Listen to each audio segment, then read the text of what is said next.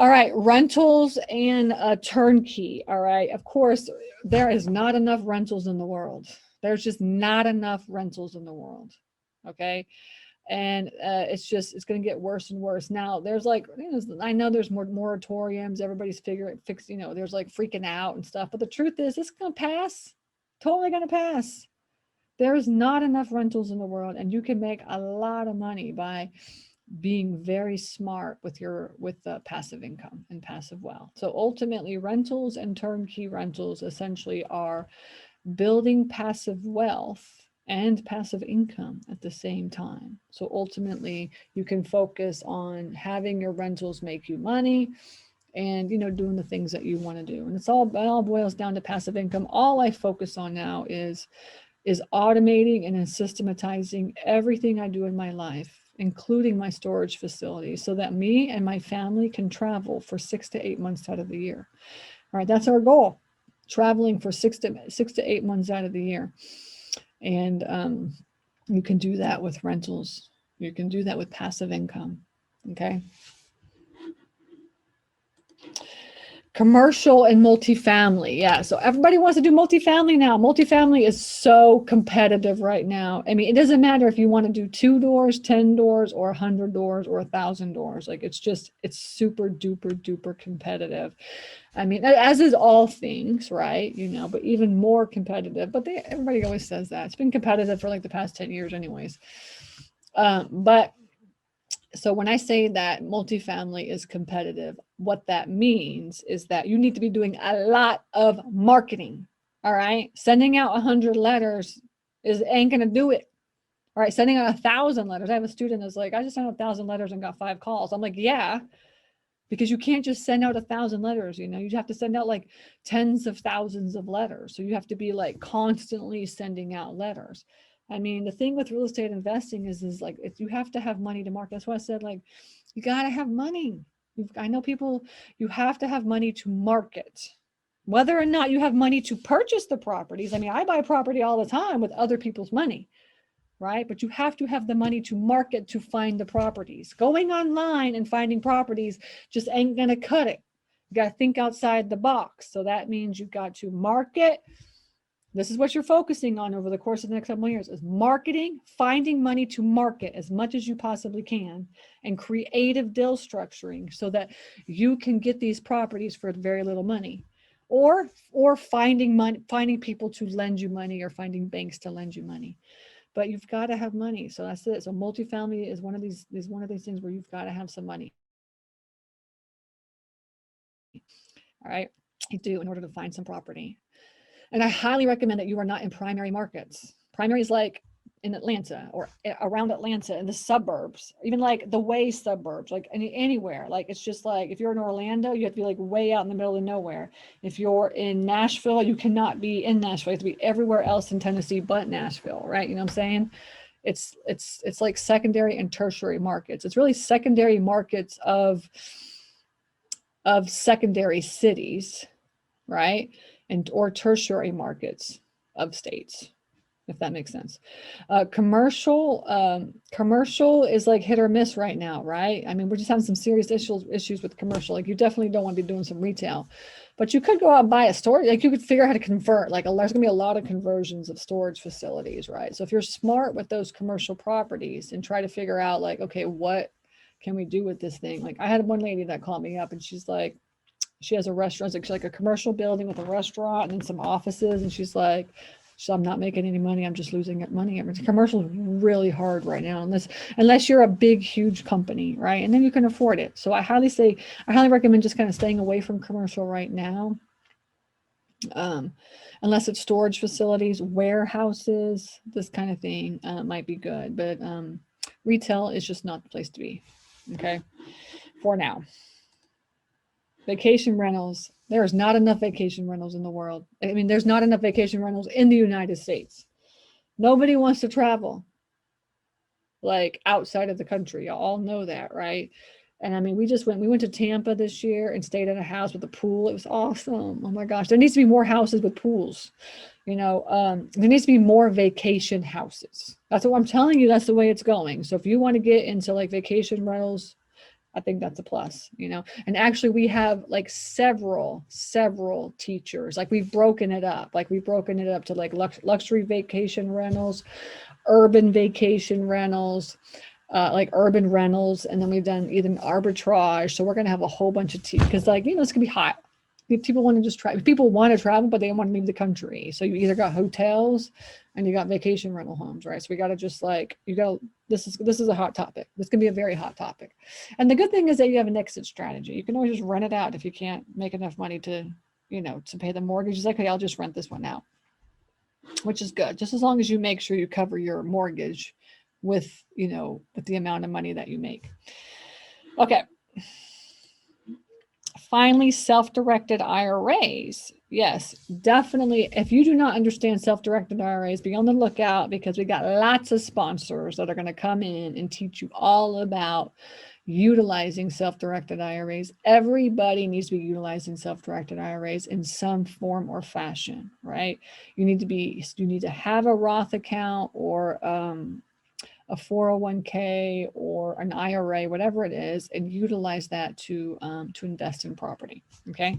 So if you're not doing that, highly recommend putting that on the list. And don't worry, over the course of the next couple of months, you will definitely see all different kinds of training webinars on how you can utilize these self-directed IRAs with investments as well. That's fun. That's the fun part. Mobile homes, not enough mobile homes in the world, right? Just like I said, this falls under affordable housing. All right. Now, the only thing is that like you have to be in the tertiary market now. I mean, like a lot of places, they don't want mobile homes. I don't know why. It's affordable housing. That might change. Who knows? There's just not enough. So, but this is a huge, huge market. So I highly recommend, be on the lookout. We've got some special guest teachers coming in teaching about mobile home investing as well. So you'll see that. But I highly recommend, if you're interested in this is a great way to get started in real estate investing.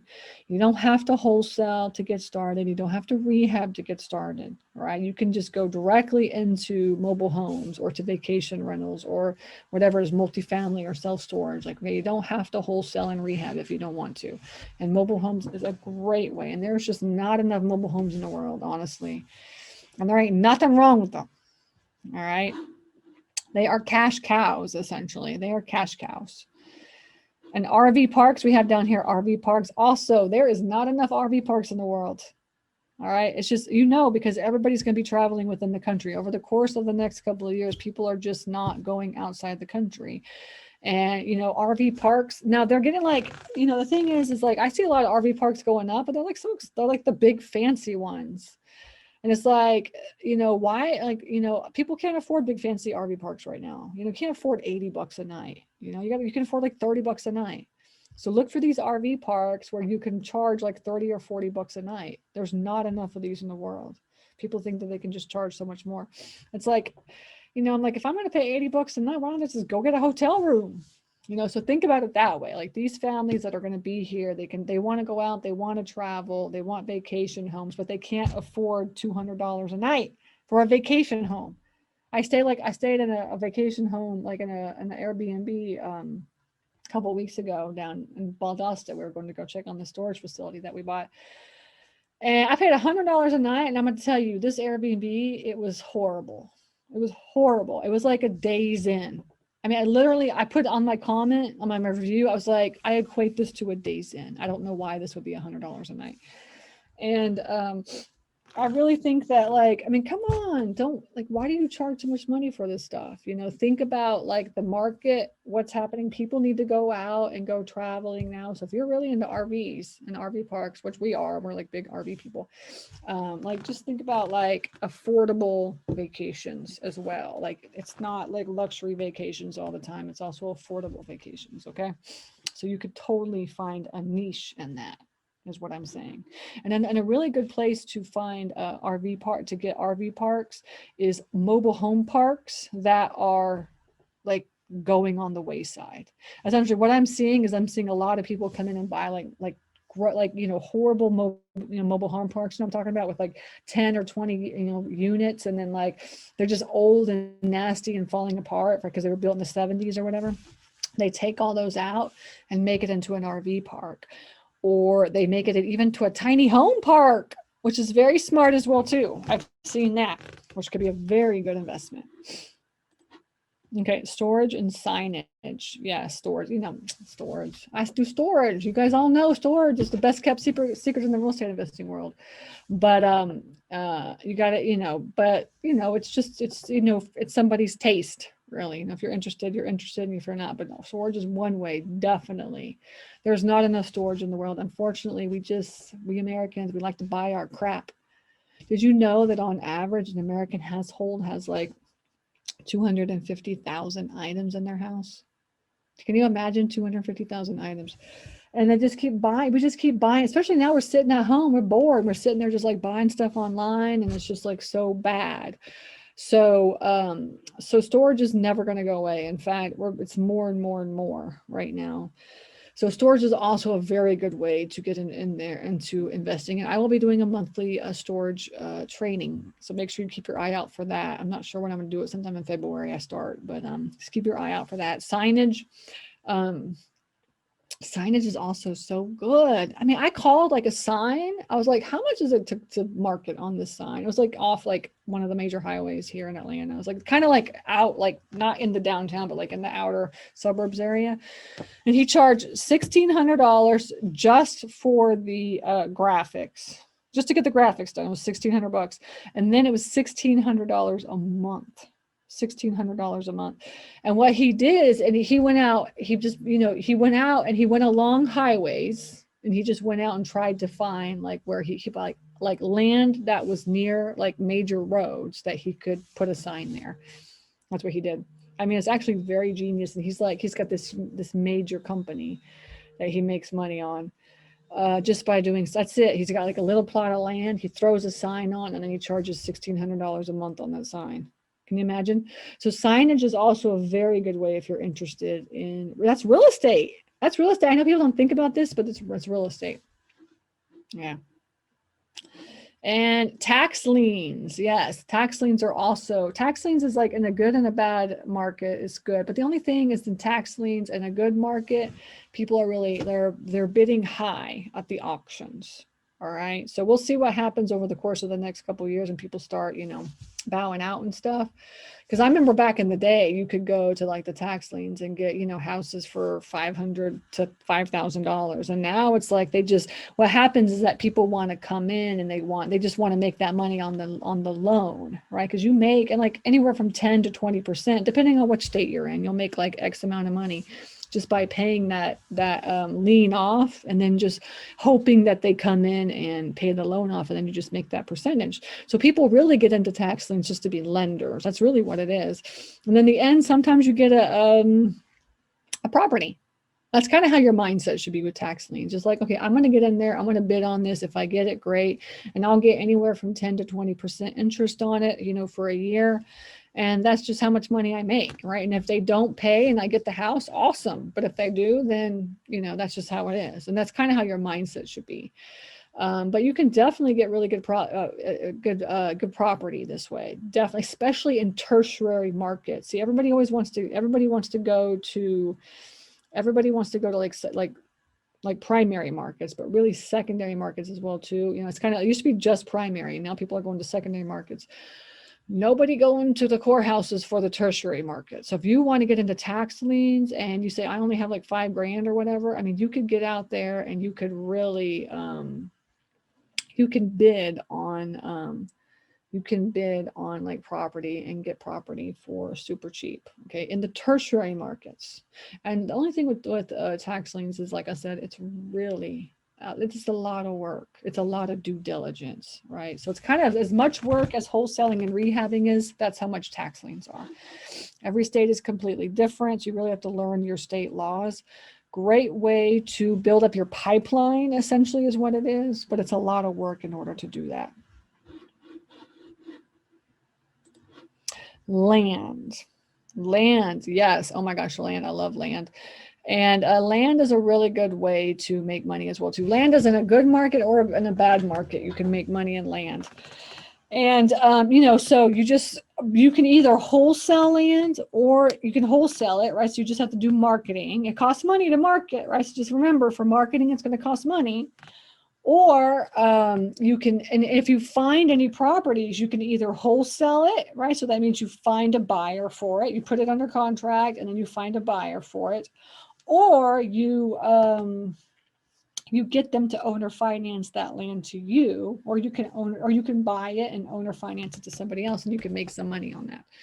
That's really kind of the two most important things about land. Like, you can either wholesale it or you can owner finance it, and that's how you make the money. And remember, I said owner financing is one of the best ways to make money in real estate. One of the best ways. You get the highest ROI in owner financing, because owner financing is the same concept for land that it is for any other property. You can owner finance land, residential, commercial, multifamily, storage, anything. All right, so you just have to learn how to owner finance. And when I say flipping, I mean wholesaling land. So essentially, you learn to wholesale. When you learn to wholesale, you can wholesale any property. That's why I say you definitely need to learn how to wholesale, because that means that you can wholesale any property that comes across your plate. If you don't want it, you just wholesale it. But so you definitely want to learn wholesaling and owner finance. Those are like two of the most important types of niches within the real estate investing world. Okay.